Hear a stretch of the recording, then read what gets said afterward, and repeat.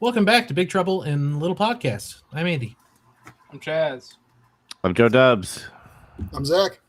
This is the final week of Adam Sandler Month. We're talking about Uncut Gems, and we're going to rank them. Uncut Gems is quite a departure tonally from the movie we watched last week. It shares a lot in common with the Waterboy. It does? Yeah, they both have Adam Sandler in them. And he keeps offering people water. That's true. That does happen. That does happen a lot. Like, You want some water? What you do in your bathroom? Powerade, vitamin waters. I don't want your fucking water. Powerade, yep. That's the dumbest fucking bet I ever heard of. Yeah. I disagree. Which by the way, that guy used to be a sports talk radio guy named Mike Francesca. And I was like, that's fucking funny. He's a sports betting guy.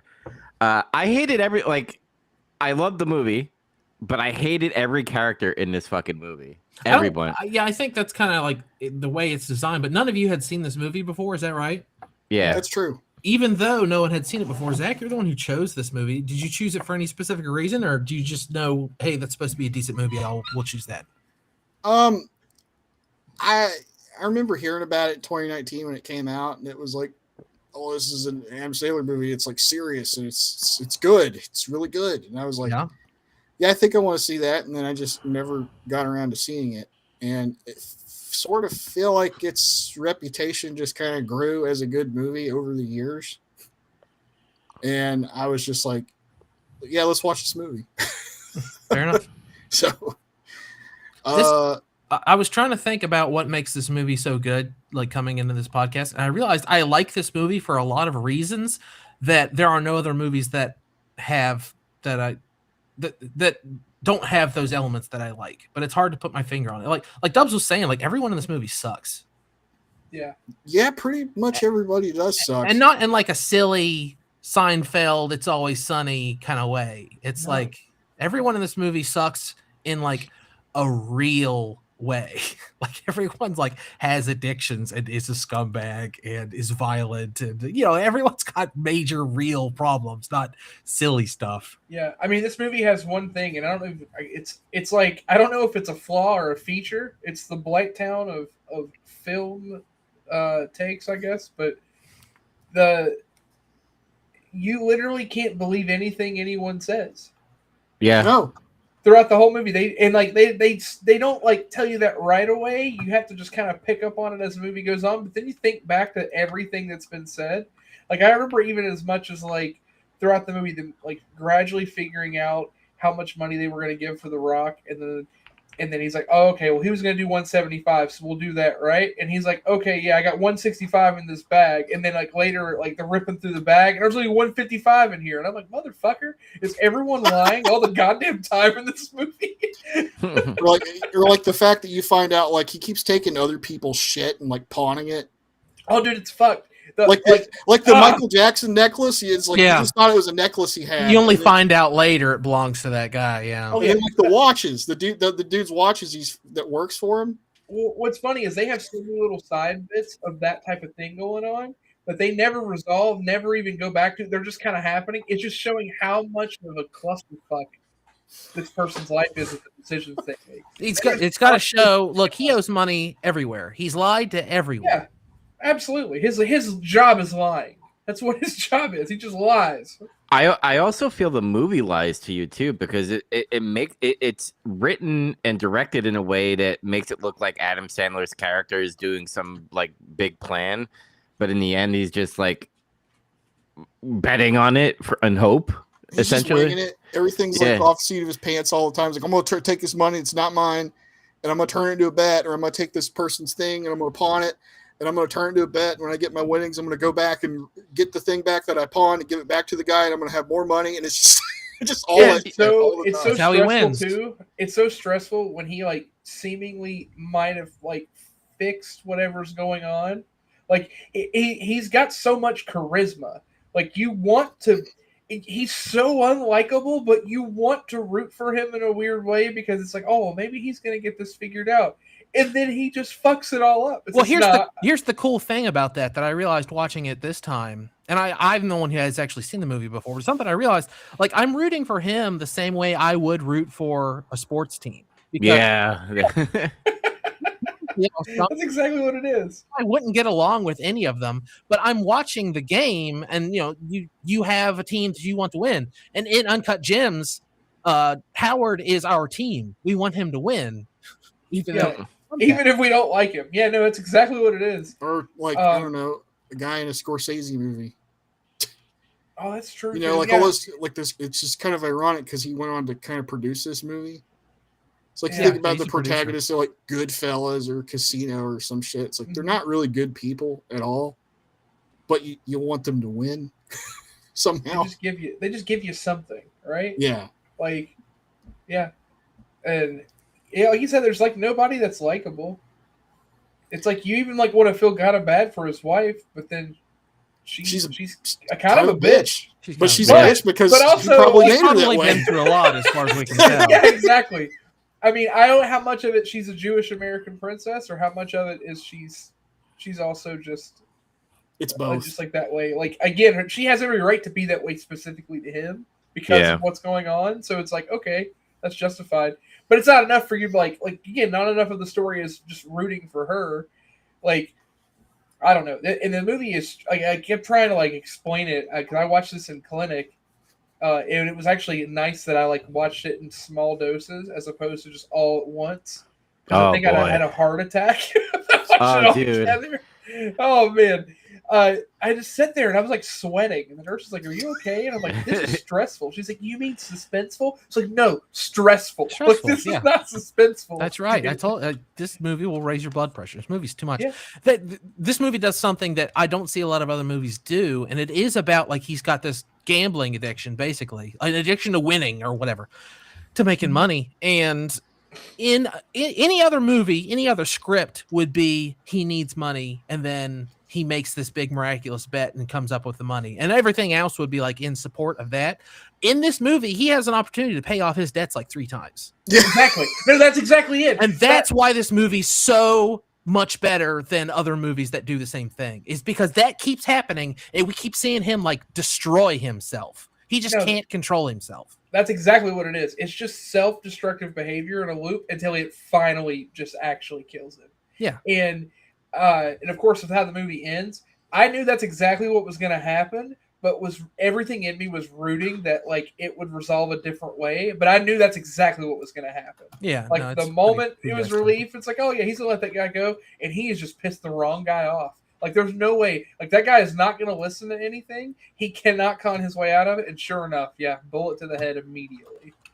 Armano, can you guys explain this to me? Is like Armano, did he hire like the mafia to go after him, or does he have his own gang and he's just like, what the fuck are you doing? He's family. I don't know. He's got muscle, I guess. I think owes him a ton of money.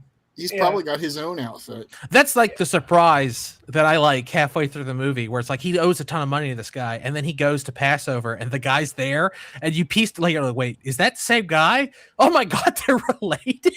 Yeah, and it's his brother-in-law. Yeah, his brother-in-law, right? Oh, yeah. I thought it was father-in-law. Yeah, it's his brother-in-law. Okay. And then like you find out later too, like he's taking money from his I think it's his own dad or his uncle or something. I don't know who the older man he borrows the 190 is. I don't know what his relationship is. I think that's his father-in-law. That's what I thought. And then that's his father-in-law. And then, okay. Yeah, he's Adina Menzel, like his wife. That's her father. And then right. And then yeah, he and Arno are married into the same family through the nature of just being married to women who were sisters. But also hate each other because, I mean, can you even blame him? By the end of it, it's like Arno seems kind of justified because this motherfucker keeps taking money and pawning it from everyone. Mm-hmm. So who knows what he did to him to like piss him off that much? Borrowed money. Yeah, and I just think that he was just like, all right, we're just gonna scare him to death until he like gives up his money. We'll rough him up, and then like Adam Sandler is just like, while he sees them on the camera and shit, he has like this plan to like lock them in there, and I'm like, oh, this is gonna have a happy ending, you know. Keep in mind, I'm like, all right, something with the opal is magical in some way. Maybe it just, the pep talk that he got from Adam Sandler's character to KG. He's like, was this KG's last year playing with the Celtics, by the way? No, he retired in 2016, it turns out. Yeah. Okay. Yeah.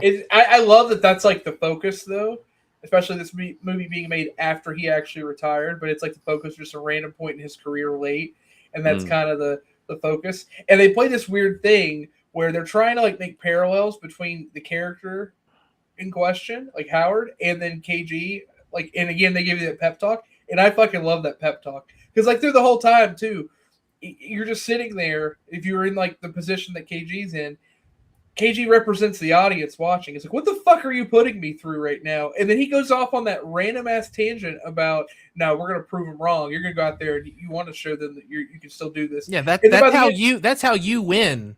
Yeah, KG. Like I've seen it. Like, do you want to win by 1 point or do you want to win by 30 points? And that's the thesis statement of Howard's entire personality. It's absolutely is, but like again, I still think of it like KG is a representation of the audience watching this movie, at least in that moment, and it just sells you further to go. You know what? No, I do want you to win, and you watch it and you think he's going to make this deal and it's going to work out, and then he decides to bet, and you're like, motherfucker! But all right, you sold me, so let's do this. No, it's too stressful. Like I kept thinking stressful. Something's gonna happen. She's gonna get caught. Something like the first time I saw it, and it's interesting watching it this time. I'm sitting there watching the game with him, and he's trying to get all the stuff in his 3-way parlay, his novelty bet, and all this other stuff, and I'm stressed out, and I'm like, why am I so stressed? A, I've seen this movie before, and B, I know the Celtics win, and C, I knew the Celtics won the first time I saw this movie. Why am I so stressed out? This is just stress, the movie. Yeah, it is. We talked very much like Whiplash. I think we touched on that before. We're like, we brought up Whiplash, how Whiplash is really stressful too. Yeah. Mm-hmm. This was more stressful. Yeah, I thought so too. This bothered me more. Yes, yeah. I agree completely. Oh yeah, I agree. Because like again, the kid in Whiplash isn't gonna like lose his life. He gets in that car accident, sure, but he's not gonna get shot in the face. See, he didn't solve the problem. Like that guy solved the problem that was stressing him out the whole time. It was Harry. Well, and it's like two different things. It's like that movie was like you have two different opposing forces like coming at each other and colliding, but both with like this drive to like make art. And it was like, okay, there's a line to be crossed, and that kind of led to this friction that caused stress, but then could lead to something beautiful. This is just some motherfucker who is just literally on a downward spiral because they can't control themselves when they're on top. Like, yeah, there's no control. Like people always say the master of the pregnant pause is Quentin Tarantino. Like all his, like if you think about the first scene in Inglourious Bastards, it's very, very tense and very stressful. Yeah. But what Tarantino's doing to produce stress is what's going to happen now. Like there's these two forces that may or may not act upon one another, or may not know that they need to act upon one another. That's where the stress comes from. But the stress at least in this Safdie Brothers movie, I think the other ones too, like the forces are unleashed. They're all over the place. They're out of fucking control. Like we're watching that's where the stress comes from. Is just there's no order. Everything's just happening. It's out of control. It's on a downward spiral, and you're just in there. Yeah, because that's absolutely it. Go ahead, Dubs. And yeah, Andy, you were correct because he like keeps on digging his hole. Like the part where he borrows money from that other pawn shop to go do the bet with the other guy. He like sends a picture to Amarno about like, got your money, pal. And then, don't worry, here's some money. Yeah. It's like he should have never done that, and he would have like had his money and paid off his debt right there. But he's trying to buy himself some time. It's like, don't worry, I'm getting your money. Look, I have money. I mean, again, like you go to think about the entire interaction just from the base of like surface level without no other context. This is a man who does high profile jewelry in New York City. He has a future Hall of Fame NBA player come in his store who wants to borrow this like massive rock that he got that he thinks is like going to give him like magical power to like do better, like he's in fucking Space Jam or something. And besides, I'll lend it to you. I'll take your championship ring as collateral, and then immediately the first thing he does is pawns it. He just walks straight to the pawn shop. As soon as I saw that, I said, "Oh, this is the kind of fucking movie we're watching." All right, strap in. That whole conversation played out. It was like, I want to borrow this, and immediately I started going like, no, I don't like anybody borrowing anything unless I actively say, here, borrow this. I don't like this borrowing shit, and you take this for collateral shit. This world is completely foreign. Yeah. What's wild too is like these. And again, there's almost a respect to it. Like, it never actually gets to the point of like true violence until the end. You're actually dealing with the one guy. Like, again, it's the guy from the beginning of the movie that like you clearly can tell. Okay, I'm not gonna fuck with him. But like everyone else, in terms of like his business partners, KG, the others, there's like all this crazy tension, and they very clearly know they're all bullshitting each other. They're all lying. Like, I need the rock back. Oh, well, I have it. I'll bring it to you. And then I show up. Oh, well, the thing is, I don't actually have it. It's in Philadelphia. And then, like, everyone's lying to each other, but it's almost like there's, like, this understood, like, respect of, okay, I know whatever you're saying is a total lie, and we're going to argue, but we'll eventually just keep moving forward. And it's so fucking stressful. Yeah, but here's my thing. Why did DeManny do that? Like, there's no logic behind what he was doing. He didn't take the rock and like pawn it off and got money out of it. It made it look like he was doing a sneaky thing with Kevin Garnett to like steal from him, from Adam Sandler's character. I just never knew his motive. Was he just being a dick because he took all his watches? Maybe? Yeah, there's kind of a weird thing where you think Darius or DeManny. DeManny. So Darius is the name of his character in Atlanta. That's all I can think of. But by the way, he's great in Atlanta. But anyway, DeManny, you keep thinking there's something nefarious about him. But as time goes on, it really does seem like he really is just trying to be a businessman. And he's not really out to screw Howard specifically. He's just like, if Howard would be more flexible, I think that they could have a really good business relationship as far as I tell. And they do. He gets 6% off of the sale of the Opal. Yeah. I will agree with Dubs. Like, there was a little bit of like, you're just jerking my chain for no reason or purpose. It was one of my minor gripes with the movie, in that he had that whole bit where he had to go get it. They had to go to Philly, and then he left him there, and then he had to get a bus back, and then he ended up bringing it back anyway. It just didn't make any sense. I think in a way, he's kind of like Howard too, where he's like, oh, they probably had this conversation like, hey, I know you want to take this back, but I want to borrow this a little bit longer. Is that cool? Can you tell your guy that's cool for me? Great, thanks. And Zach said what I was going to say. Is I'm sure there was a conversation between Kevin Garnett and DeManny that was like, I'm hanging on to this. You got to take care of this. And so DeManny's like, all right, I'm going to fucking figure this out. No, that's what I meant. Like, there's like this. It's almost like a weird, like, understood rule between thieves or something, like a code of whatever's going to come out of my mouth. Know that I'm full of shit, but you'll still respect it for what it is, and we'll just keep going instead of someone pulling a gun. Like, that's what's wild about it. As for as much as it's going on and as crazy as it is, like, for all the bullshit he's in, like, I don't know, maybe I'm desensitized by other movies I've watched. Like, the fact that it took so long for a gun to actually be pulled in this movie was wild to me. Yeah. In real life, I have seen guns pulled over less. It blew my mind that didn't happen here. Well, they don't want him dead. They just want money. Yeah, sure. I don't know. Just seems like you'll never get your money if he dies. Exactly. No, I mean that makes sense. I'm pretty sure that's something that moneylenders are all about. Like, they don't threaten to kill you. If you're dead, they won't get their money. They threaten worse things. They threaten to kill your loved ones. They threaten to break your legs. They threaten to burn your house down. Give me that money. I'm not going to kill you, but I want my money. Yeah.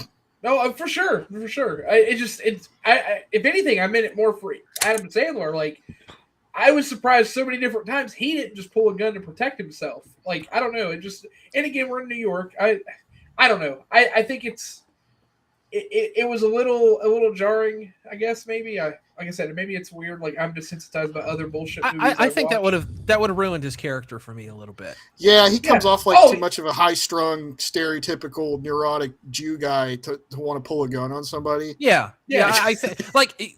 I hate to say that he's like playing an archetype, but in a way, if you did that, like, the archetype is helpful in this script situation because we know 2 or 3 things about Howard, we get to know 4 or 5 other things just intrinsically. Yeah, and that makes sense. That's actually what the Safdie brothers were saying. Like that his character is a lot of like negative stereotypes about like Jewish people, right? On purpose. Yes. So yeah, it kind of played out that way. Yeah, no, that's fair. And again, I actually, to kind of go off what I was talking about, I think the movie is actually better for it, like you said, that it doesn't just have him go that route. It's just not what I expected. It's not what you expect, yeah. As the movie goes on, you kind of figure out what it is, but you really do expect something different. Yeah. Hey, Dubs, in the chat, you're saying this movie gave you New York PTSD flashbacks. What specifically about it did that for you? Oh, a lot of the talking and stuff. Like, when I'm not saying I got fucking held up for money and stuff, but just like the conversations that were coming out of the guy, clearly a New Yorker, clearly Italian, and he's just like fucking yelling his ass off. I was like, oh shit, I've experienced that before. And Adam Sandler, how he talks, I know a lot of dudes that talk like that. Like, hey, how's it going, that pal? Yeah, and like talking like that as he's walking down the street. I was like, oh fuck, man, I hate him. Like, Adam Sandler was the perfect heel in this fucking movie because everything he's done, I was like, oh, you fucking asshole. Like, there are many times where he's like looking at his kids, like obviously his sons are oblivious. You could tell the daughter is getting shit from the mother just based off of how they were like smiling at each other and eye contact and all that stuff. And yeah, you could say like, oh, the mom is being a mom trying to like put on a face, but you could clearly something's going on between them. And I love the scene, which by the way, I'm going off task a little bit. Just the New York talk and all the yelling is why I got New York PTSD. But when the kid went to go use the bathroom and then it finally clicked in his head that like, oh, my dad's fucking a young broad. That was fucking cool to see in that scene as well. There was literally a part where he said, I'm walking here. More or less he did. Yeah. Like he was on the phone, like one of the first conversations you see him on the phone. He's like, I'm walking right now. I'm walking here. Yeah. I'm walking here. Damn. Something else about this movie that I thought was interesting is that there are so many characters that are just actors or celebrities or people that just play themselves. Yeah. Like The Weeknd. Yeah. The whole bit Kevin with Garnett's the the obvious one. Yeah. The guy from Coming to America, that bit was funny. That's weird. Oh, you're gonna love Why is that this in the guy. movie? You're gonna love this guy. Yeah, he was in Coming to America, and he's like, "Can we? My kid use your bathroom for a minute?" No. And he goes, "No." And just close the door. He goes, what a dickhead. No, he's a legend. You leave him alone. He's like, yeah, you're gonna love him. You're gonna love him. What a dick. That's so great. And by the way, another New York PTSD, when he went to go knock on the other neighbor's door, and he's like, "Can my son use the bathroom?" And he's like, "What are you using? A number 1 or number 2?" That happened to me before. That's another PTSD for me. Oh yeah, I love the kid clearly lied to him too. Just dropped the news in his house. I've never done that. I would be scared shitting in a guy's fucking bathroom because he'd be like, "How long does it take for you to pee? Hold on." Oh, too good. Too funny. Oh my god, dude. Like, I don't smoke, but I need a cigarette after I watch this whole movie from like start to finish. That's literally what I typed you guys when I finished the movie. And I was at work. Yeah. I was ready to go to the back and just light one because I'm stressed. You're gonna be the Ben Affleck meme. Yeah. Standing in the back of the building. I was ready. That Wayne Diamond guy, that's another dude who's like a real guy. Yeah. Because I was like, I've so seen many, that guy like, before. I don't know what it like. I don't know if the Safdie brothers like cast a magic spell on normal ass people to make them good actors, or what they do. Because like we talked about a little bit. Like Adam Sandler is not great unless he's directed well, and he's great in this movie. Yeah. And then like Kevin Garnett, not an actor, does a great job. Yeah. All these other people, not actors. Like you said, that one guy's like a sports broadcaster. He's fine. Julia Fox is probably terrible, but for some reason is good in this movie. Like I don't know. Do they have an opal of acting that they keep on set or something? Like what's going on? It's that rock. Like It's all these actually people should suck. It's the diamond. the giant stone that they got. I just imagine like they just all went and I'm guessing most of them are probably from New York. They were just like, all right, guys, just be New Yorkers. And they roll. Yeah, supposedly Julia Fox is like, oh, I played myself in that movie. It's like, yeah, I believe it. Dubs, have you been listening to any of I got you that WATP Patreon subscription for Christmas? Have you listened to any of him and Blind Mike going over Julia Fox's book? Oh no, not yet. But they released a new episode today. And I was listening to it driving to and from work, and it was so jarring because she narrates the audiobook and they're listening to it and making fun of her. And it's just weird that I watched the movie and I was listening to that. And it's very strange. Oh man, I'm gonna watch that. You know what's crazy? It's the first movie she was in. Yeah, it's like the only movie she's in. She's only famous because she dated Kanye for like a month. She's not an actress. She thinks she's Paris Hilton. I don't know. She's an insane person. She's just full of drugs and narcissism. Like I saw a picture of her from 2025 in her Wikipedia. She looks like a completely different person. What the fuck happened? She's bizarre. I only know so much about her because, like I said, Blind Mike and Carl from WATP do crossover episodes where they've been listening to her audiobook, and they've been doing it for like 2 years and change. Oh my God. She's 36. It looks like she's in her 50s, and she's been doing like meth or something now. Well, if even a quarter of the stuff she says in her book is real, which it's probably not, her book is fucking bullshit. It is all made up. But she's done every drug that the chapters they were talking about today when I was driving home from work. She's talking about she's hooked on angel dust. Jesus. Okay, that explains it then. So she's like in real life a person from this movie. Yeah. No, she said in some interview that she inspired the Safdie Brothers to write this character in this movie or something. And it sounds like bullshit, but then you really think of that, you're like, there might be something there. Yeah, I don't know. Some of the pictures from IMDb, holy shit. Yeah, that's wild. She's like, she's pretty good looking. And then I see the recent picture. It's like, fuck. Yeah. I said, she dated Kanye for a month. And then she was in this movie a little bit after that, and now she just dropped off a cliff. Good Lord. Wow. Don't do drugs, kids. Don't gamble on sports. Don't do sports betting. Maybe do a little bit of sports betting. No. Watching this movie made me want to get better at knowing how to sports bet, because he talks about like a parlay is something that I've always had a hard time wrapping my head around, and he does the stupid 3-way bet with the tip off, points and rebounds, and and winning the game. And it's I kept up with some of that, but other parts of it I didn't. Well, and the better thing to just remember about that is it's literally just a series of things, right? Because in this, it's specific to one game, but parlay betting a lot of time can be across, for instance, for football, parlay betting a lot of time is over across multiple games. So you need multiple teams to win, or so he's betting across the championship, or. Well, he's betting specific because it's Game 7 at the end of the movie, right?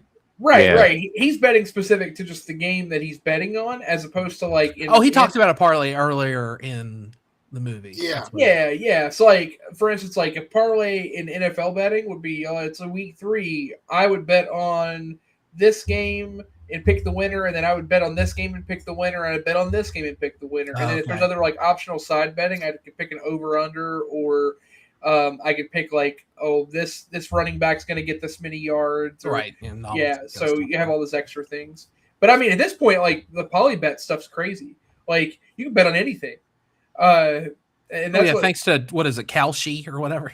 Yeah. Things have gotten crazy. Well, there's a whole thing that happened with Trevor Noah this past week or two, where he apparently manipulated.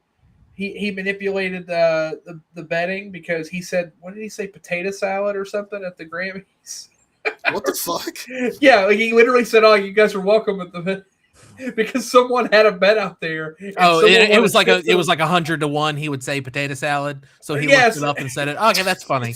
Yeah, and he actively said thank you or you're welcome to whoever won it, and then literally had Trump putting out tweets about you can't manipulate the betting, and again, that's where we're at with. If they're gonna take bets on dumb shit, they gotta get ready to lose their shirt over it. That's just the way. It is. Yeah. I mean, betting is. You can bet on wrestling now, and again, for those out there, wrestling is predetermined. So it's what? I mean, there were bets about like what character would die at the end of Stranger Things, and then someone like made a bunch of like piddly little bets and then bet like thousands of dollars on what character would die in the last episode of Stranger Things, and then everyone was like, that guy worked on the show. Yeah, there was also a bet that when Will say he's gay in the final season. Maybe that's what it was. Maybe it was something to do with Stranger Things, and someone made a bunch of money, and it was suspected that he had worked on the show, and it was like a big how do you do? People were upset about it, whatever. Yeah. Don't fucking bet on dumbass bullshit like that. That's I don't know. Yeah, gambling's bad. It'll ruin your life. A little bit of gambling, moderation in all things. It ruined this guy's life, literally. Big time. Yeah. Don't bet against how much of a life did he lose at the end? I mean, frankly. He finally won. He had all this money, and then he lost it. I was liking the movie pretty well up to that point, and then I was like, what's going to happen here? Is he actually going to, like, do it? And then he got shot, and I was like, there it is. What's so funny? So you liked that. I thought you were going to say you didn't like that he died. No, I was like, this movie's great now. Yes. That's the thing that gets me too, is like how it like fucked with me to have a certain like set of feelings about what I wanted to happen in the outcome, because literally he locks those guys in that weird like box. I love, by the way, they set that whole thing up and it's a nonsense like earlier in the movie that it's broken. Yeah, or the door doesn't work, it malfunctions. Yeah. So you get that, and the moment they're trapped in there, you see how the one guy's reacting. Is like, yeah, you're gonna get a bullet between your eyes, and you're gonna deserve it, you piece of shit. I hope you lose all their money and you just ruin everything. And then it looks like he's gonna win money, and then it's like, oh man, he's actually gonna pull this off. That's fucking crazy. And you're kind of like, you know what, good for you. And then he gets shot anyway, and it's like, oh, dude, no, great. You've never seen a silent Italian before. When you see a silent Italian, you're dead. There's no coming. He's sitting down. He's sitting down with his knees up, his arms against his knees, and just looking at him. He's not turning away. He's not blinking. I'm like, that motherfucker is gonna kill him. He's waiting. No way, he's not shooting. He's just waiting. The moment that door opens up. Yeah, he immediately decided. Yeah, he's gonna shoot him the moment he gets out. I love that they did that too. There was no exposition, no talking. He just shoots him. It's beautiful, Bang. Perfect. Dude, I was shocked with Armano. Like, when Armando got shot, I was like, what the fuck? That goes with the movie perfectly. I told you, all these forces are unleashed.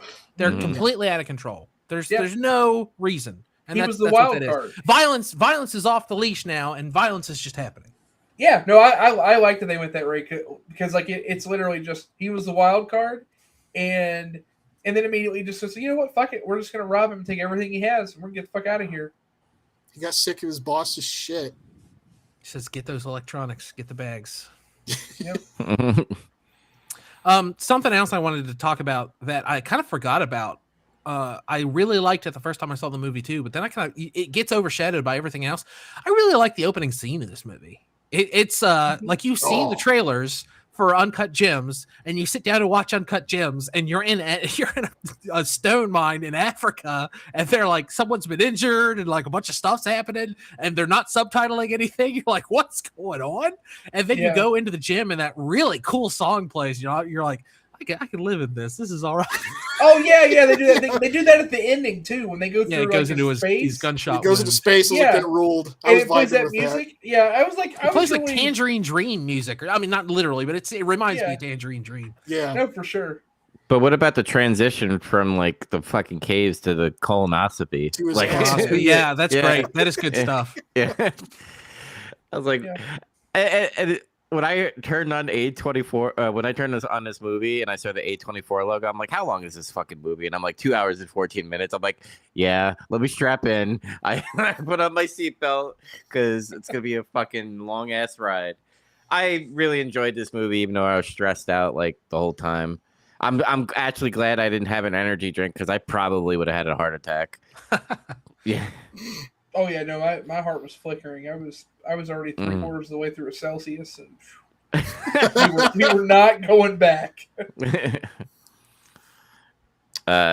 So we all recommend it, I'm guessing. No, this movie sucks. No, it's great. All right. Well, you know what time it is.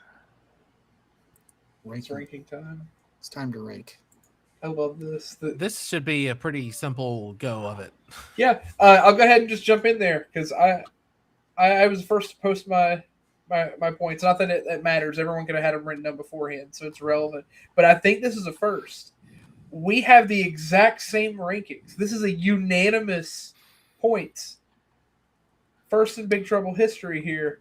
I saw that. It was funny. Oh, everyone has the same point. We have the exact spread. I've already put it in. It's like done. So at number 4, we have Pixels with 1 point. At number 3, we have the Waterboy at 3 points. At number 2, we have Spaceman with 4 points. And number 1, we have Uncut Gems at 7 points. And I mean, there's nothing else to say.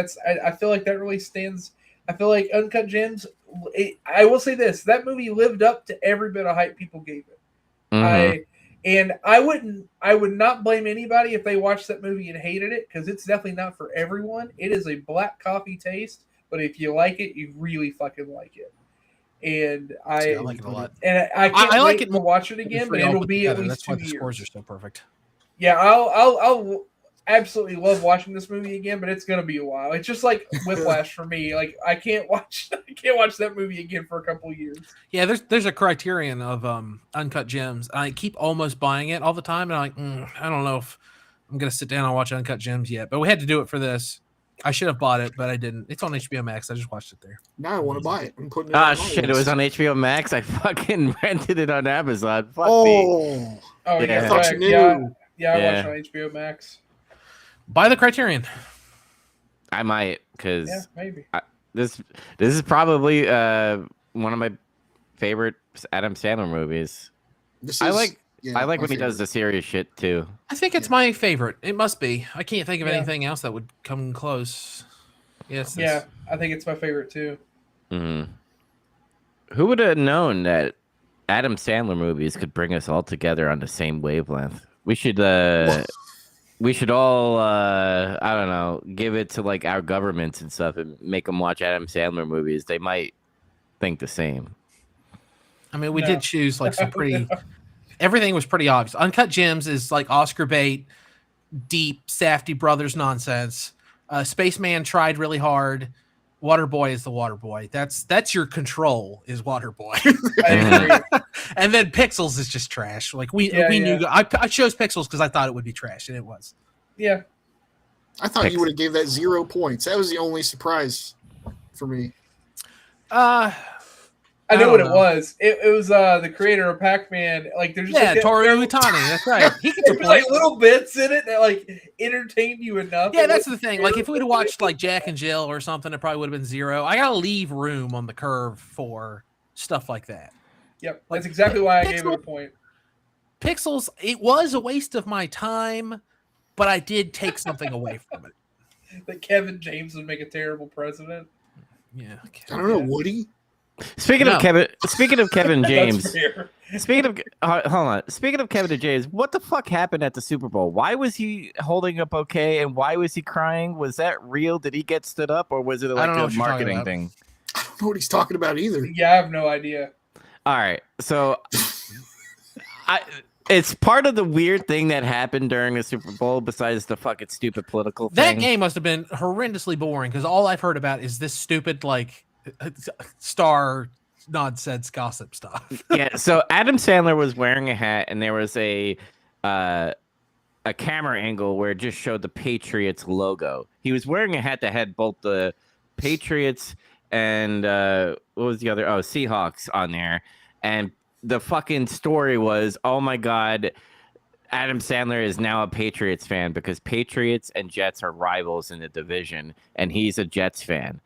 He had to come out to talk to media to tell them, no, I'm still a Jets fan. I just got this hat, and I put it on because it's the Super Bowl. You're allowed to wear hats. Yeah. And then there was like another thing that happened where Kevin James was in the stands in nosebleed section crying while holding a fucking bouquet of flowers in a suit. No. And yes. What? It was probably like a weird promotional thing. No, yeah, I'm sure of that, but it's just fucking weird that it was like, they probably filmed it and it's going to be part of some TV show or movie or something. Maybe. But that's the stupid thing I heard over this Super Bowl. I know we're like leaking into host credit scene here. I guess I'll. You watched the Super Bowl. Yeah, I did not. But let me hit the silent singer. No, not yet. I'm working on it. I have too much shit to do.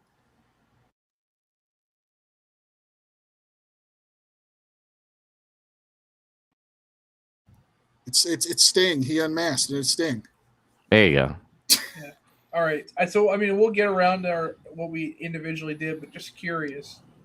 Did anyone watch the Super Bowl? No, but No. before we discuss how we didn't watch the Super Bowl, make sure everyone goes and watches Constantine before next episode because we're going to be starting we're going to be starting the next month and it's Cape shit. Cape shit. Oh Yes. yeah, we forgot to mention that. Damn, we're just like falling apart here. No, I rushed it. My bad. Yeah, you got all upset I got about us back on the tracks. I'll be James and his bouquet of flowers. I'll be the annoying one. But yeah, we're gonna be watching comic book movies, and that's the only stipulation. Well, apparently it's the only stipulation. I wouldn't mind at some point getting into this argument about what is and isn't a comic book movie, but it doesn't matter. We're gonna watch Constantine next week, and we'll leave it at that for now. I'm excited. I like this. We'll have the discussion there. I've never watched this movie. I'm excited to watch it. Mm-hmm. It's pretty cool. I haven't seen it in a long time, but I remember enjoying it. I think I have it on HD DVD. Hell yeah. Wow. Hell yeah. That's a tell right there. Pop that bad boy in The only way that'd be Xbox cooler is 360. if you said, I have this on Laserdisc. Yeah. It's too new for that. I found out this is a little bit of what we've been doing, watching and stuff. And I'll just, as a quick aside before we go back to the Super Bowl, I watched a Rush concert from 1989 on YouTube. And I was like, man, this concert fucking owns. I looked it up and it's available on Laserdisc. And I was like, wow, I really want to own that.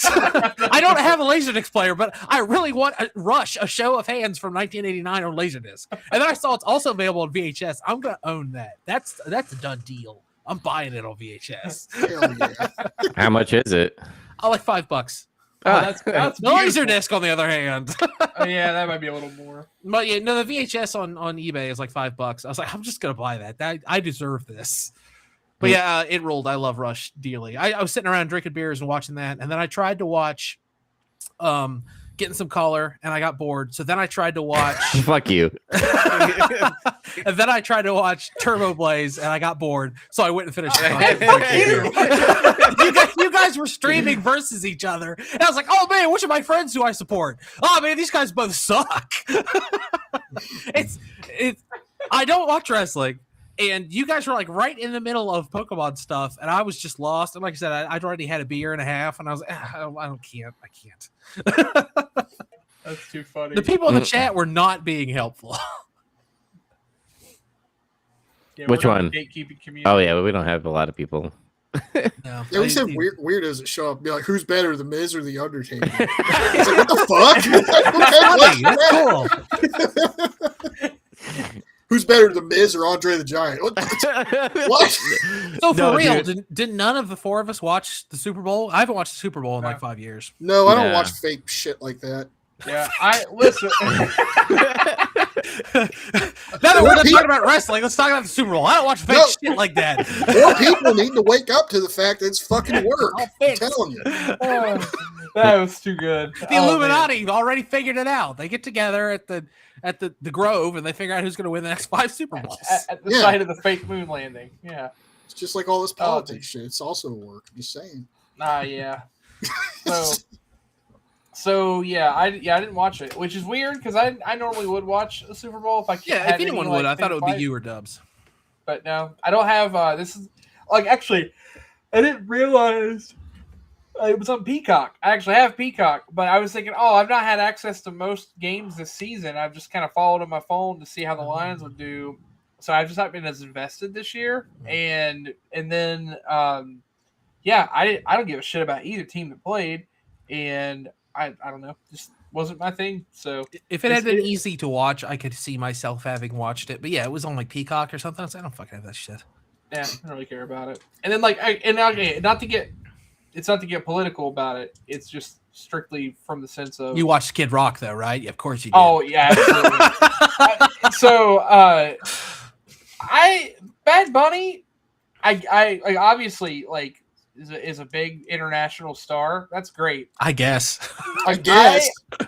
His music is not my cup of tea, but that's fine. Like there are plenty of other people who like you're a stand for racist. something good or like do something else and like don't like it. But exactly, yeah, I'm clearly pro. I was telling someone, I was like, Bad Bunny's supposed to be really famous, but I like don't know anything about the guy. And they said, didn't you see Bullet Train? I said, yeah. And they said he's in that. I was like, okay, I guess he's cool then. yeah, actually, so I knew him after or before that. What's funny is I found out who he was because he wrestled. Yeah, that's what they told me after that. They said also he was a wrestler in like one thing. I said, yeah, but who hasn't done that at this point? Yeah, no, Donald Trump, Logan Paul, they're all wrestling. Who cares? Yeah, but he like legit got in there. He's wrestling. Like it was kind of a big deal. He did it before Logan Paul, pretty much. Yeah, actually. Yeah. Yeah. He's starting to sound like a pretty cool guy then. Oh yeah, no, he is. He's got a pretty cool gig going on there. I heard his lyrics of the song was dick, dick, dick, apparently, and someone like translated like his the Spanish word for dick. Yeah, and it was like dick, dick, dick, pussy or whatever, and it was just like reggaeton shit. So like obviously everybody's not gonna fucking love it. So yeah, not everybody loves dick. It is I listened to Bad Bunny and been like, So this is the male Cardi B. Got it. Yeah, kinda. Yeah, that's sad. Did you? By the way, off topic. Well, kind of on topic. Did you see Cardi B like try to lap dance on a fucking android, and android fucking like jumped up and knocked her over? No, that sounds funny though. I would have had the same reaction. The fuck off me. It sounds like the Super Bowl thing was just like a wash because it's like Andy said. I've never heard anybody actually say anything about the game. It's just like everything surrounding it. Someone told me that if you like a defensive game, you would have liked it, and then I laughed and said, "Lol." So no one. Exactly. That's weird. I'm trying to think of a good analogy. Somebody's dad liked it. Yeah. It's like literally like defense what wins championships right there. It's like if you watch UFC. This is a battle of attrition. This is a football game for the ages. It's third down, and they're not going to be able to get through this iron defense. Third and 8. Is that like watching a boxing match where they just kind of like throw jabs and hug each other the whole time, and then it's over? More or less, yeah. Yeah. No big hits, no scores. Lame. Well, both quarterbacks are like mid, and that's why there was no like touchdowns at all. Like the only like quarterback that got some like attention was Sam Darnold, because when he used to play for the Jets fans and community just fucking trashed him and said, "This guy's garbage. Let's get Aaron Rodgers." How did that work out? And he went to Seahawks and won a Super Bowl. So what all the Jets fans doing? Crying, saying that he's not an elite quarterback. But hey, guess what, Jet fans? He won a fucking Super Bowl. When's the last time you won a fucking Super Bowl? Yeah, Jets fans, suck it. Joe Namath, which by the way, you guys gotta watch an interview with Joe Namath, because he alludes that he made a deal with the devil to fucking win that Super Bowl. Yeah. And the Jets have never won a championship since then. So he went to the Grove and made a deal with Bale. He went to the Crossroads. Yeah, he went and so he did it. Okay. There's something I do not for the life of me remember what it is. It's like I don't know if it's a video or a TV show or something, but they literally reference. It's like something to do with like hell or the devil, and like they just gradually reference like, why is Joe Namath here? It's like, oh yeah, remember he sold his soul to win that championship. I just remember watching or hearing that from forever ago, and like, yeah, that's pretty funny. Mm-hmm. Yeah, but anyway, we've been on a long tangent for football. Nobody here gives a fuck about it. Not true. Like we always talk about what we've been watching, playing, and doing. That's the host credits scene. I mean, everyone knows what I'm going to say. I played a bunch of Ace Combat. Shit, who cares? Had I beat Air Combat last week? I think I forgot to take it off the document. I beat that. I beat Air Combat 22. I started playing Ace Combat Joint Assault, and I have a lot to say about that game, but I won't. That game pisses me off so much. It started out super cool, and toward the end, the difficulty is just fucking bullshit. Like, I'm so pissed off at Ace Combat Joint Assault because it had such a good thing going, and toward the end, it's like so frustrating and unplayable. Like missiles will like it's just like stupid little programming things that I can see happening. Like in other games, missiles have realistic flight paths, but in this one it'll be like flying and just like juke. It just like hit you and go. Well, it's not fucking fair. And yeah, you can tell me all day about how it's more realistic or whatever, but every other Ace Combat game doesn't do that, and it doesn't do that at the beginning of the game. It just does it to artificially make it more difficult later, because Joint Assault was made to be played cooperatively, both in ad hoc and infrastructure mode on the PSP. And like, if I had a time machine and I could go back and buy this game for myself when it came out, I bet I would like it a lot, especially if I could play it with a friend. But I'm really, really frustrated with the last few levels. I'm literally on the final boss fight right now. I was actually doing it before we recorded. I wanted to be able to say I could beat it, but I didn't. It's just unfair. I'm so angry at that game. And also, the story turned out to be really stupid. It's like this guy like finances Serbian terrorists, and they do a bunch of like terrorist shit with big giant super weapons. And his big scheme is he sells like war insurance, like terrorism insurance, and makes $1 billion. And that's the plot. He's just like committing insurance fraud. Insurance fraud. Wow, that's it's like, whoa, amazing. Like all these other games are about like wild and crazy cool, like just like, you know, asteroids and super weapons and like political intrigue and stuff like that. And this one takes place in the real world, which is a mark against it right away. It doesn't take place in Strange Real, and it looks fine. It plays pretty well. It's just that difficulty spike fucking ruins it for me. And the lame story is dumb, and the characters are all dumb. War insurance. Shit's but fun. like I said, I'm on the last boss fight. I'm gonna close it out. You're fighting this squadron that defected at the beginning of the game. Like they were your allies, and then they defect in like mission 4 or something. And you've shot them down like 3 or 4 times at this point, and now they're back in like experimental fighter jets, and they're like, "Yeah, we're gonna get you this time." And you're like, "I don't think you are, but we'll see." And then they got me. So, other than that, I already said I watched Rush. That was cool. And then I've been watching a lot of just like I already mentioned the WATP Blind Mike thing. I've been watching the Blind Mike Project a lot, and he mentioned a Patrice O'Neal stand-up. So I Googled it, and it was on YouTube for free. So I watched Patrice O'Neal Elephant in the Room, the comedy special from 2011. It's really funny. You guys remember Patrice O'Neal? He's dead now. Yeah. He used to be a writer for WWE. Uh-oh. Oh, no. Hold on. Is that a bit? I don't think it was a bit. I didn't know Patrice O'Neal wrote in the WWE. Yeah, he did a couple. He like had fights with like obviously the upper management and shit, and because probably he was like, "Ah, this is fucking funny, dude. Why don't you fucking do this?" And they were like, "Yeah, you can't do that shit." How long was he there? A minute, like literally, like probably a month. So not like Freddie Prinze Jr. No. Where did Chaz go? He also went away. Well, he didn't drop out at least. Okay, I guess Andy's ready to come back. Oh. That was weird. It just like stuck me in the backstage. I thought you were just like, oh, he's talking about wrestling again, and you're doing a bit. No, I honestly, Patrice O'Neal wrote for the WWE. Is that what you said? Yeah, we were just talking about that. Yeah, no, I can hear everything you said. I was in the backstage. Like it didn't kick me off. It just like put me in the backstage. I don't know why I did that. That's wild. Mm-hmm. I got to find the clip for it, but yeah, he did it for like a month or something like that. Yeah, I'd be interested to know more about that. But yeah, that was it for me. I'll go ahead and close mine out. And then I played Gundam. I got second place. Whoop-de-doo. Hey, did you get any more promo cards? Yeah, I guess. You know, they were pretty cool. I opened them this morning. Well, I'm trying to remember. I think my promos were duplicates, sadly. But I did open the Gundam NT1, which I wanted badly. That rules. But yeah, that's it. Okay.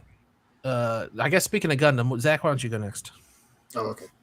I think I don't remember if I finished last. Did I talk about finishing Gundam Age last week? Yes. I don't think I did. I did. Okay. Never mind. There's nothing to say about I think you said you'd finished it like that day or the night before or something.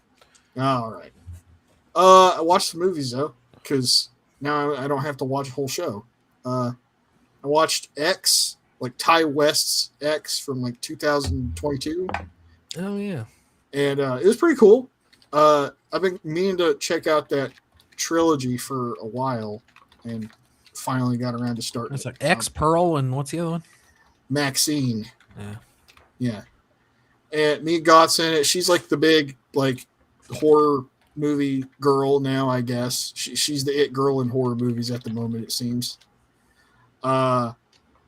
It's pretty cool. It was like to me, it came off like a send up of like, 70s, 80s slashers and exploitation movies kind of stuff. I want to check out the other two after seeing it. It's different from his other movies though that I've seen. It's pretty different from like The Innkeepers and House of the Devil. I liked House of the Devil. I don't know if you guys have ever seen that. It was pretty cool. Mm-hmm. I watched Chopping Mall. Oh, hell yeah. I love that movie. That was like the second movie we ever did. Yeah, that was like early Big Trouble. Like we did that the gamer movie, and then I think Chopping Mall was second.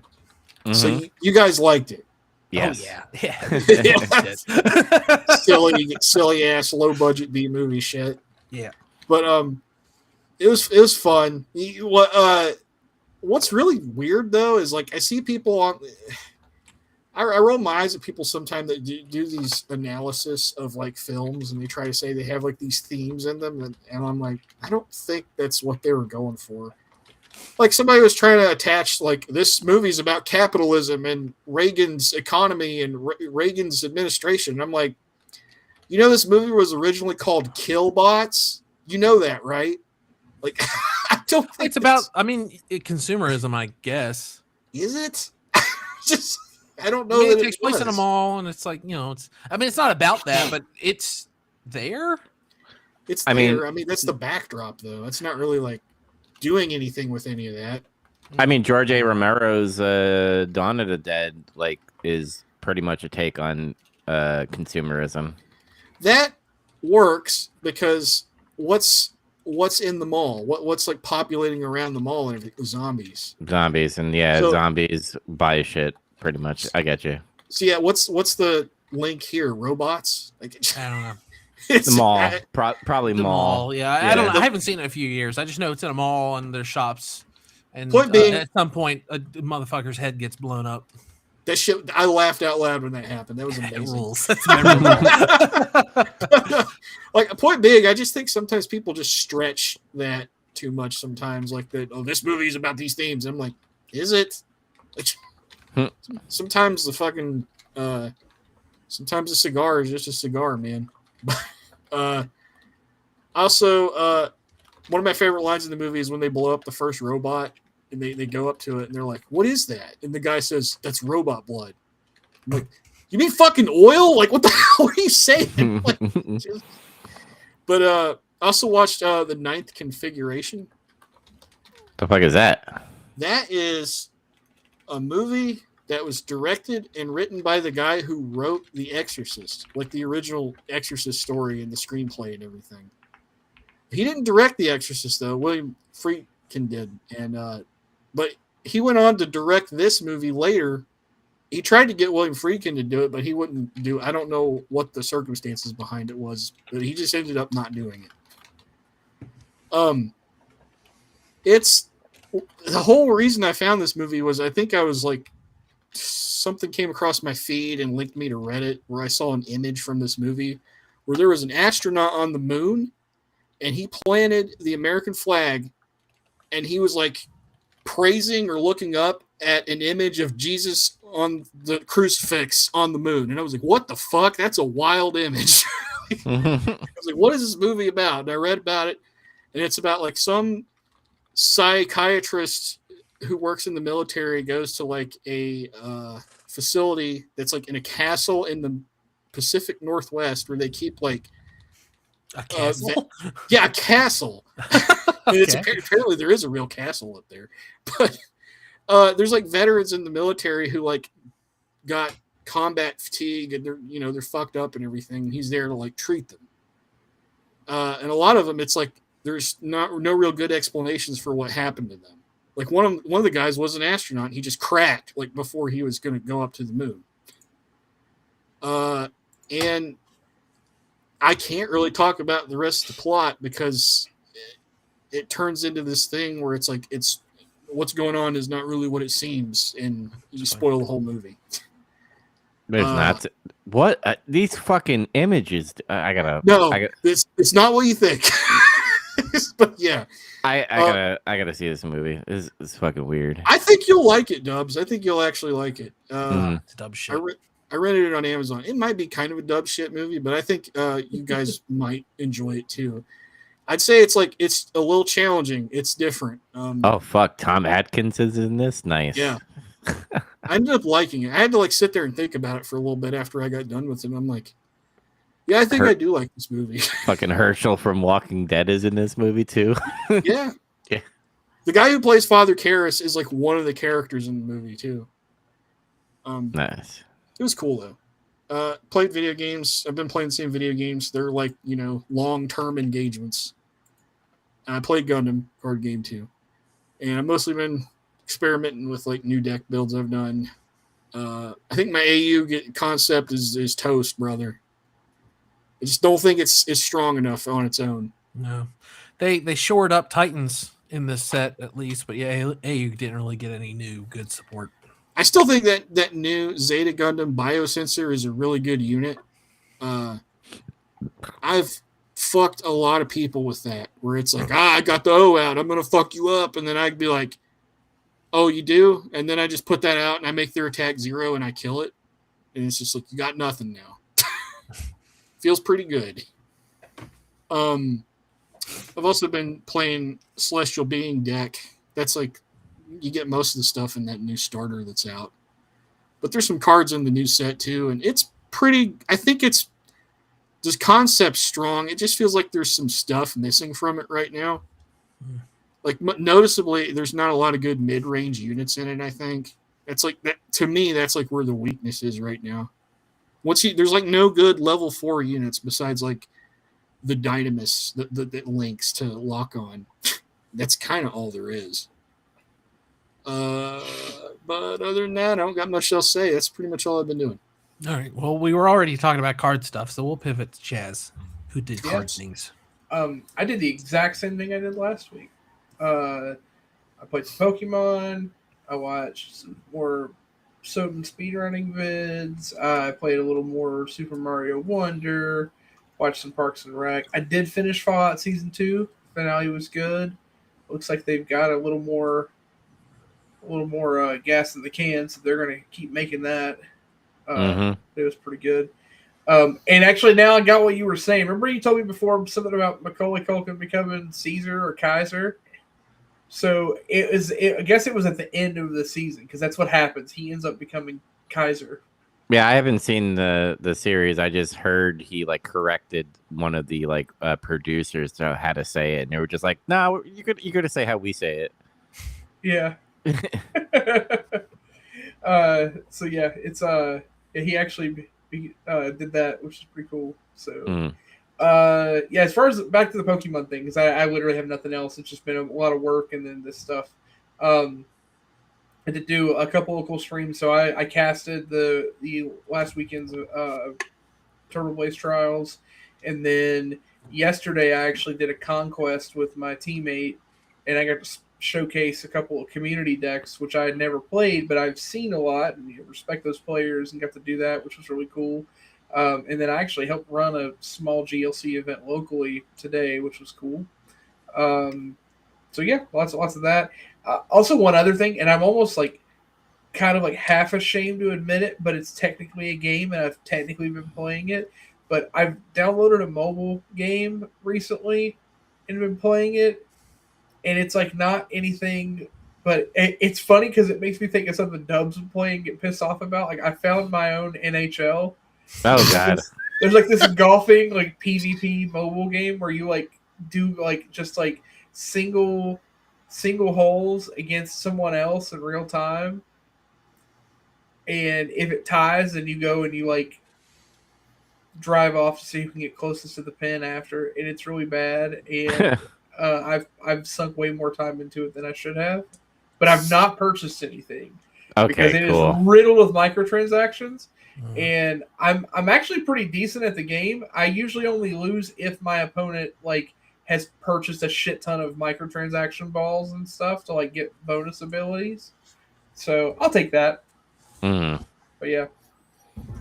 I'm not even going to tell you the name. I'm not even going to tell you because I don't want anyone to download it because it's that bad. Thank you. As long as you don't take it like serious stuff and like, is that like your go-to? Like when you're bored with the... Yeah, if I'm sitting at work and I just don't have anything else going on, yeah, it's like I'll sink 5 minutes into this. Yeah, there's some people like I don't know if you guys are familiar with Darkside Phil. Like he had of course, he had like an addiction to the WWE fucking card game, and like in the supposedly he spent all that money.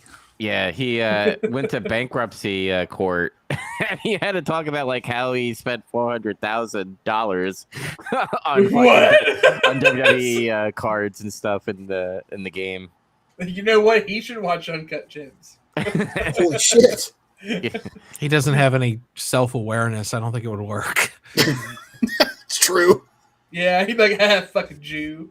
He's one of the he's one of the motivation lolcows, and what I mean by that is, I last year particularly, I need to get back on it a little bit. Maybe I need to watch some YouTube, but there's like a bunch of like complete loser like lolcows, and there's a bunch of YouTube videos about them, and I watch that kind of stuff and be like, I can't be like that. I have to be better. It would help me like motivate myself to like work out or eat better or like, you know, get out of the house and do stuff. And he's one of them. There's a bunch of documentaries about him. They all say the same thing, but they say Low Tier God is my favorite documentary out of it. Yeah, that's one of them.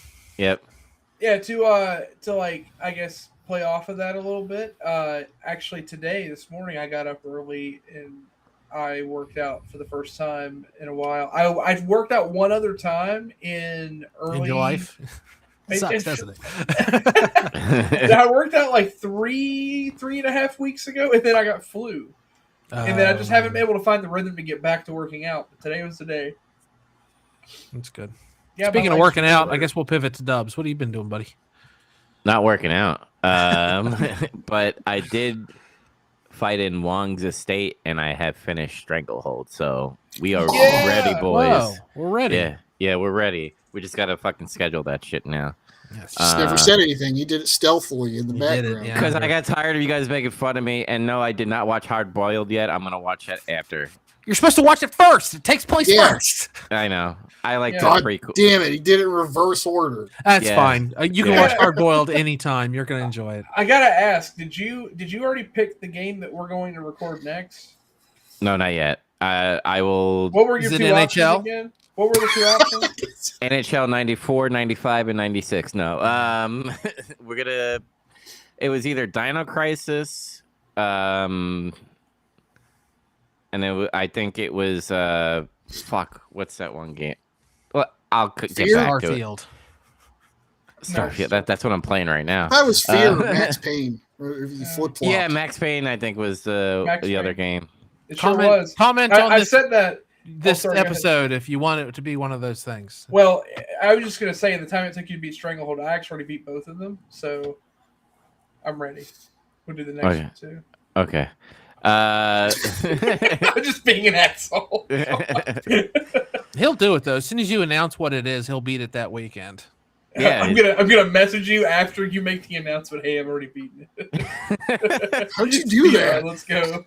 I started as soon as you mentioned it. Yep. I've been playing Starfield. I am going to be streaming on my YouTube channel, Iron Bear Games. You did a little bit the other day. Yep. Did you say they fixed it or did something to it or what? No, I think I played it with an open. Well, they did update like the. Now you can fly straight from the surface to space. Kinda. Huh. But there's some like what's the quality of life in the game. So there's shit that like you can go in quickly, like within the UI is better instead of me tabbing and tabbing and tabbing to get where I go, which is funny, by the way, because I'm still doing the old school way of tabbing where I'm like hitting it. I'm like, wait, there's an easier way to go there. And I'm going the long way. I'm just exploring. I'm taking shit slow. A lot of the stuff that I'm going to be doing is pretty much all the Bethesda suite games that I have. You said that, and then you said Mass Effect, which is BioWare. I know, but I think I'm going to focus for now on like Fallout games, Starfield, Oblivion, and Skyrim. I don't want to play Morrowind because that shit's like super outdated for me. Fuck you. That one's the best one. I know it's the best one, but it's like super outdated for me to like enjoy. It's so old. I don't like it. Ugh. It's like Gundam. It's so old. Who could ever watch it? Oh, Sonic 3 only has two dimensions. Bleh. I like how you started yelling at me and your fucking camera went blurry. My rage affected all of the electronics in the house. Pixels in this economy?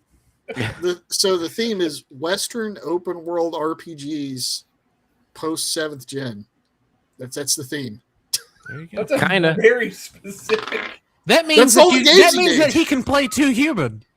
Oh, oh no. So the way I have it structured in my channel is like I'm calling it the bread and butter games, which is, you know, the Starfields, the Fallouts, and the Skyrims. And then I'm gonna have like a fucking a time where I don't fucking speak. I just play the game. And I know that's boring to some people, but I just want to fucking chill and stream it. And I don't want to do anything special.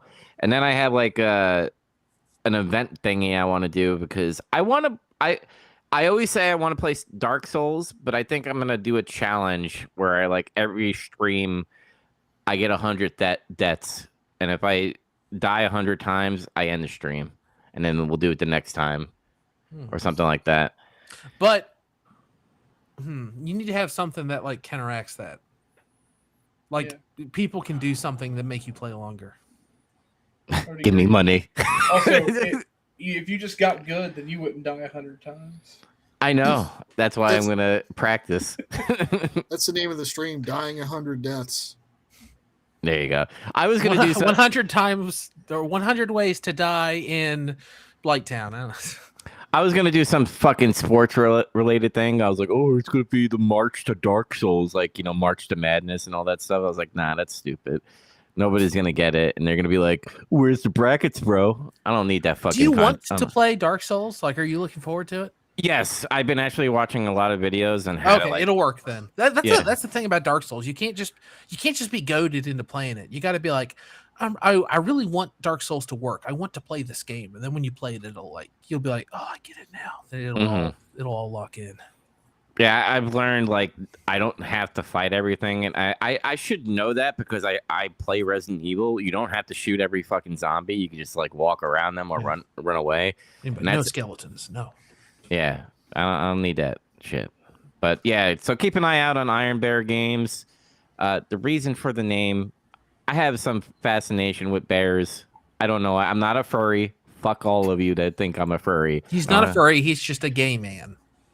Yeah, you like bears. I just want to point out, you literally said, I named it Iron Bear because I like bear. It's like the 2026 equivalent of I like turtles. I like turtles. That's fine, man. You can like bears. You can you can bear down for video games. Listen, bears are badass. Bears are cool.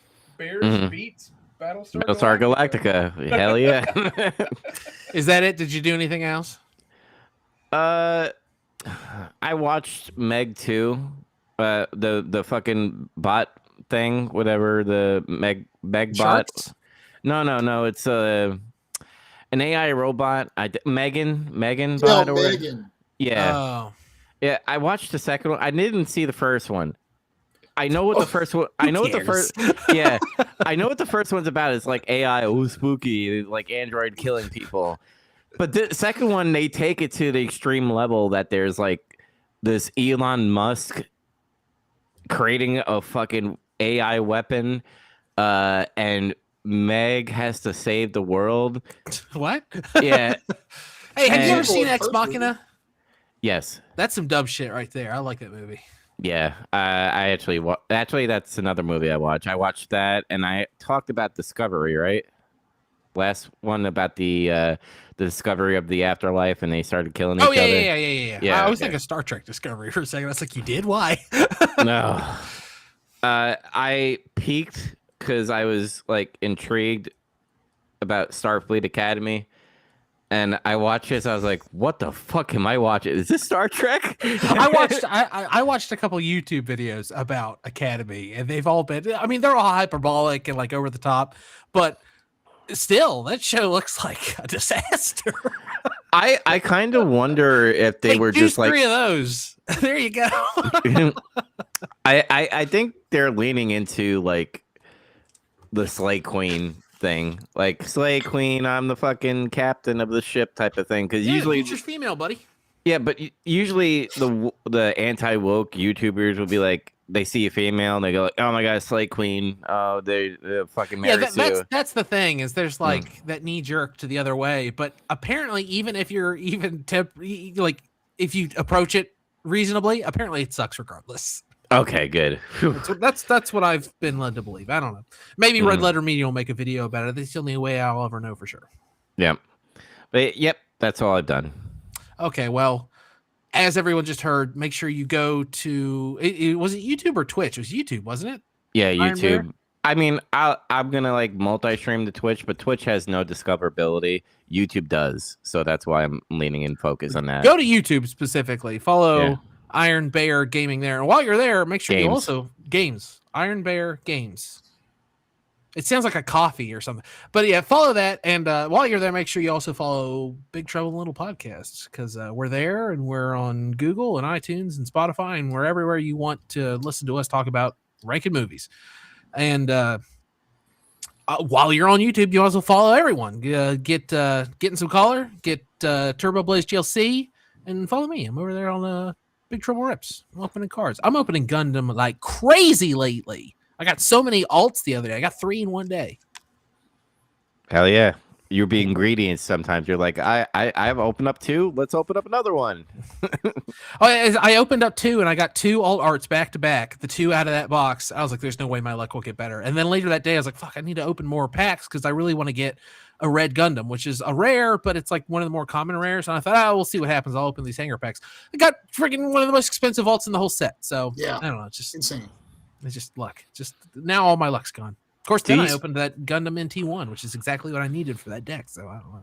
Do you film every morning, or is there times where you like film a couple a day? Every morning. Every morning, it's part of my morning routine. Breakfast, get dressed for work, record Big Trouble Rips.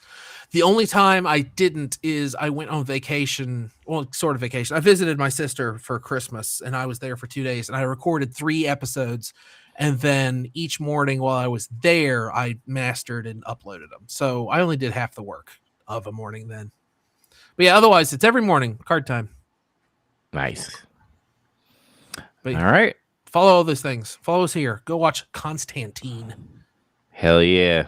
All right, guys. Peace out. See you next episode. Thanks for listening, watching, whatever. Big trouble.